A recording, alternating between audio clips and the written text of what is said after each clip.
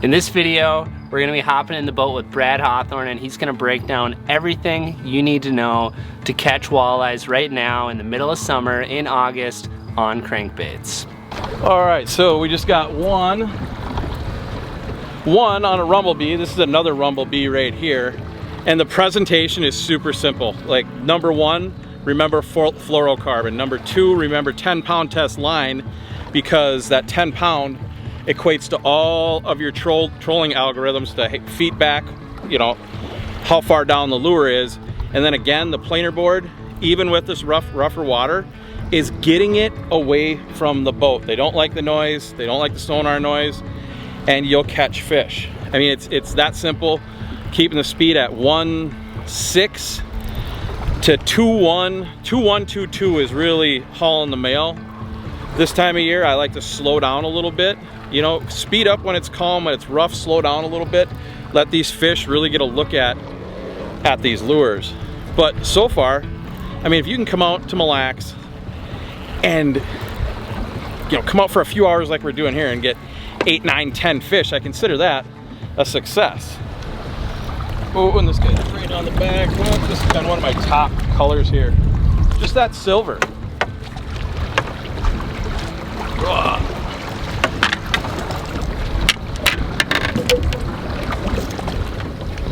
And again, that's how you know, like, that's how you know a fish is into a crankbait, when they just, like, we got one on chartreuse and a little bit of blue. We got some on natural minnow. Like, there's decent fish and pretty easy fishing. If you have a line counter, you got a line counter with 10-pound mono or fluorocarbon on it and a planer board, you can come out there and do this. And it's a good group activity. You know, get brothers, sisters, your buddies, come out and relax, troll around, and remember the kind of the balance of these lures. You're gonna want to run them at 120 to about 180, and that's gonna run anywhere from 16 to about 21 feet on the Rumble Bs. So kind of keep that logged in there.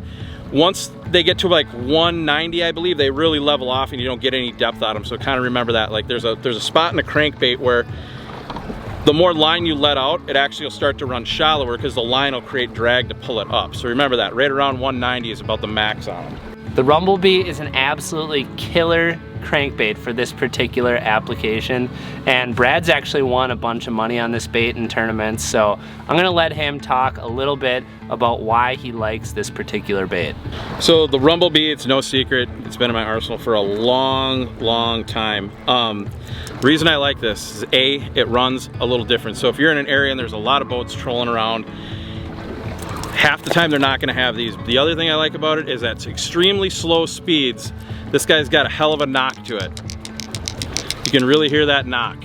And that's what I believe does it. The other thing is that the water goes more over the top of this bait to force it down.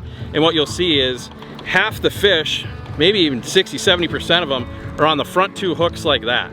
That means they're really dialing in the sound and the profile of this lure to get it that far. And as you guys all know, you crankbait fishermen, if you're constantly hooking fish on the front hook or two, it means you're dialed not only on lure, but you're dialed on color as well. Now, speaking of color, let's dig into Brad's color selection strategy. So for color, on Mille Lacs right now, you got two different things. You've got where we have a lot of perch in the lake, we have a lot of spot tail shiners, and we have a lot of baby tulipy in the lake. So we're using a lot of silvers with just a hint of color. See that little bit of reddish pink on the bottom there? That makes all the difference in the world, right? Just that little hue of color with that natural bait fish image. This one, as you just saw, this is a proven fish catcher because it just caught one and it's been catching them for the last couple weeks.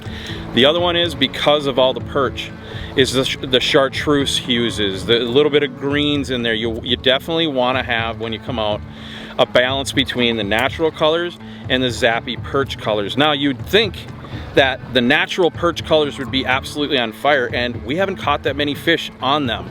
Now, I know in the lower light periods when the guys are going out, it's all been, you know, natural perch.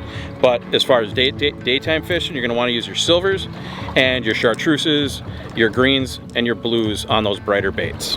Now, when most people think about trolling crankbaits during the midsummer months, especially out on Mille Lacs Lake where Brad happens to guide, they're often thinking about using lead core line to help get the crankbait down into deeper water. But an alternative to that method is going to be long line trolling, which we were doing on that particular day. And obviously we were having plenty of success doing it, but Brad's going to talk a little bit about both sides of the coin. So lead core trolling and long line trolling, and he's going to talk about when he likes to choose both. He has a lot of experience with both tactics. The difference between lead core and long line is it's just more of a stealthier approach, you know. And these are, you gotta admit, these are nice chunky, you know, dog days of summer walleye that we're out here catching. There's not a lot of lakes, not a lot of places you can come to catch walleye of this caliber in the dog days of summer. And I'm talking the hottest, geez, that guy was spunky. The hottest time that you're gonna fish all year long is right now. And so the difference is lead core, it's a wider line. It usually stays closer to the boat without a planer board.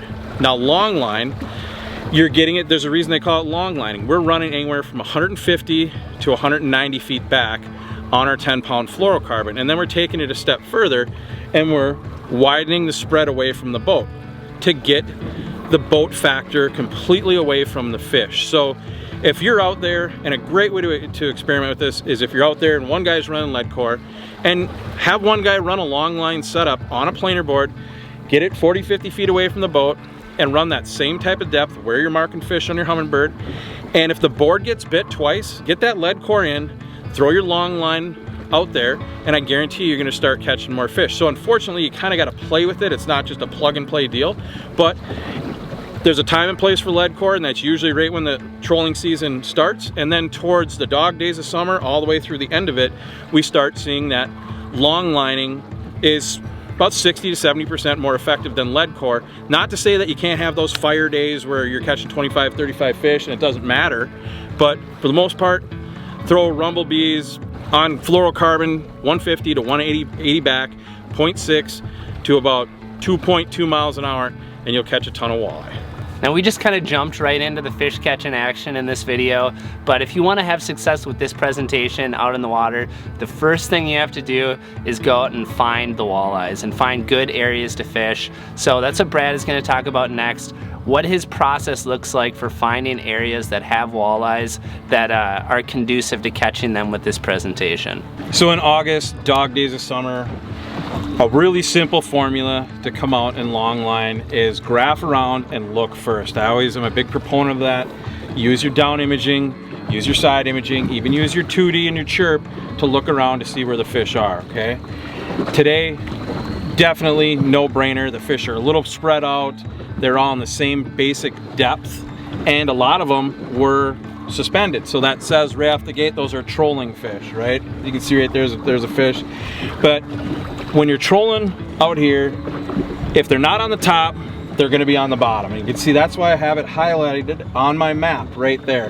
Right at 28, 29 feet is right where I have that map highlighted. So that way I know once I get into my green, my cranks are too far off the bottom to be effective now.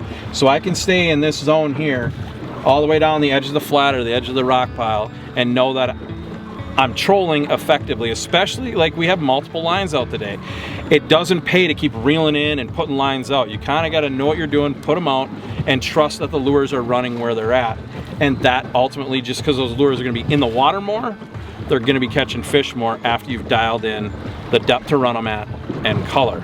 Now to take it a step further on that is planer boards are a huge thing in my playbook once we get into walleye fishing in August and early September. You got two things going against you. You've got water temperature and you got fishing pressure. And as everyone knows, Mille Lacs, you get a lot of pressure out here.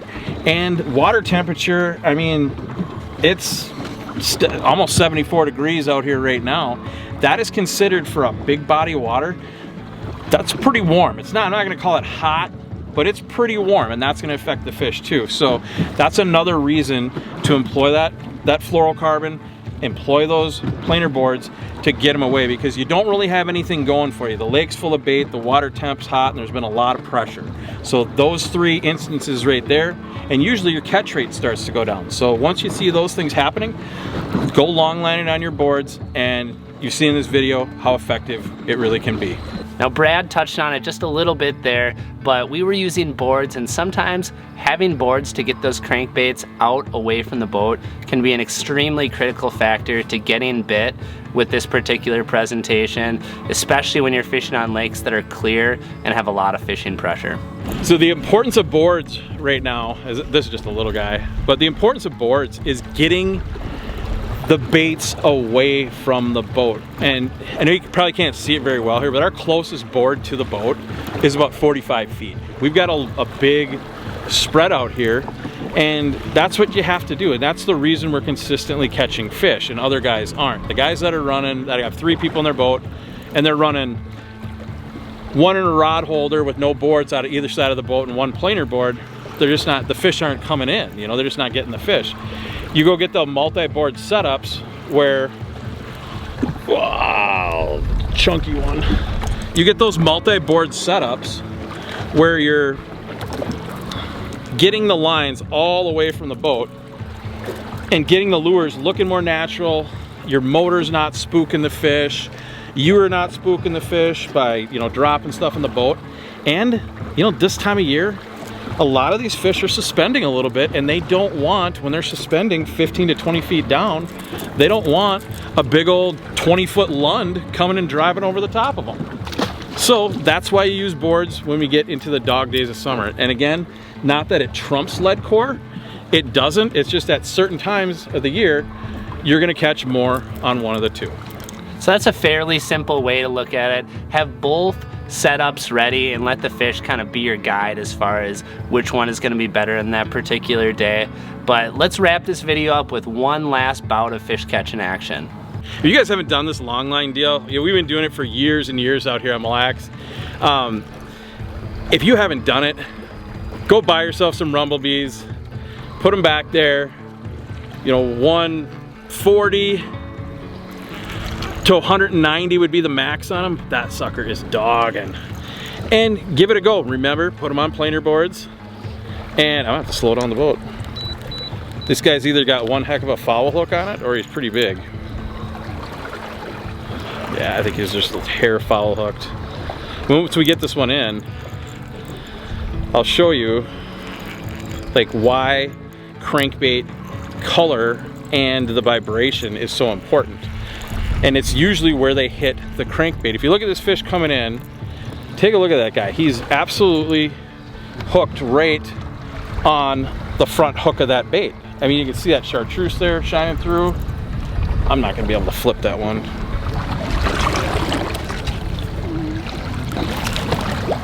Oops, sorry.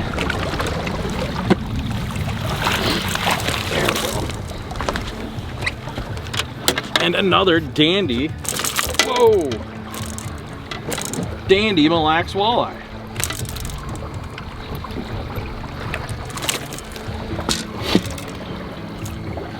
And there you go. Get yourself some long line stuff, come out here and catch some of these fish. And the good news is it sounds like here in a few weeks we're actually gonna be able to keep a couple of these guys too. Well, that's all we got for you today. Hopefully you're able to take a few of those tips from Brad and catch a few more walleyes this summer. And if you learned something in this video, hit that little red subscribe button down below because we have a lot more good stuff coming through the rest of this summer. And I want to thank all you for watching, and we will see you next time.